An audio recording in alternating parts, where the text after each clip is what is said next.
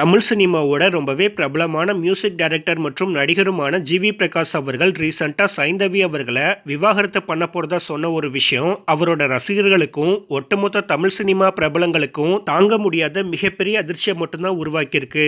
ஏன்னா ஜிவி பிரகாஷ் மற்றும் சைந்தவி அவர்கள் பல வருஷமா நல்ல ஃப்ரெண்ட்ஸா இருந்துட்டு அதுக்கப்புறம் தான் காதலிச்சு திருமணம் பண்ணிக்கிட்டாங்க.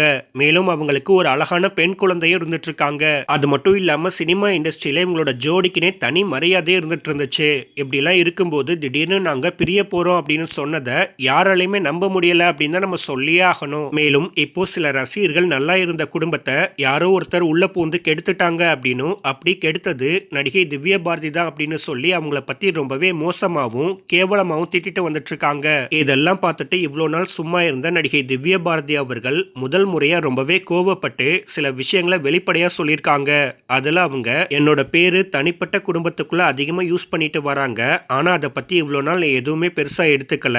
ஏன்னா அது உண்மை இல்லை அப்படின்னு கண்டுக்காம விட்டுட்டேன். ஆனா இப்போ அதை பத்தி பேசியே ஆகணும். எனக்கும் ஜிவி பிரகாஷ் அவர்களோட குடும்ப பிரச்சனைக்கும் எந்த ஒரு சம்பந்தமுமே இல்லை. நான் எந்த ஒரு நடிகரையுமே டேட் செய்ய மாட்டேன். அதுவும் குறிப்பா கல்யாணம் ஆனவங்களோட கண்டிப்பா மாட்டேன். எல்லாத்துக்குமே ஒரு லிமிட் இருக்கு. ஆனா இப்போ நடக்கிறதெல்லாம் பார்க்கும்போது ஒரு தப்பான செய்தியால என்னோட பேரை ரொம்பவே டேமேஜ் பண்ணிட்டு வந்துட்டு இருக்காங்க. நான் ரொம்பவே ஒரு தைரியமான பொண்ணு. நெகட்டிவான ஒரு விஷயத்தை ஸ்ப்ரெட் பண்றதை விட நம்ம எல்லாருமே சேர்ந்து ஒரு ஆரோக்கியமான உலகத்தை உருவாக்குவோம். இதுதான் நான் அந்த விஷயத்தை பத்தி பேசுற முதல் மற்றும் கடைசி வார்த்தை. எல்லாருமே இதை புரிஞ்சுக்கிட்டு யாரும் இனிமே இந்த ஒரு விஷயத்தை வச்சு தப்பா பேசாதீங்க அப்படின்னு ரொம்பவே வெளிப்படையாகவும் கோபமாகவும் சொல்லி முடிச்சிருக்காங்க.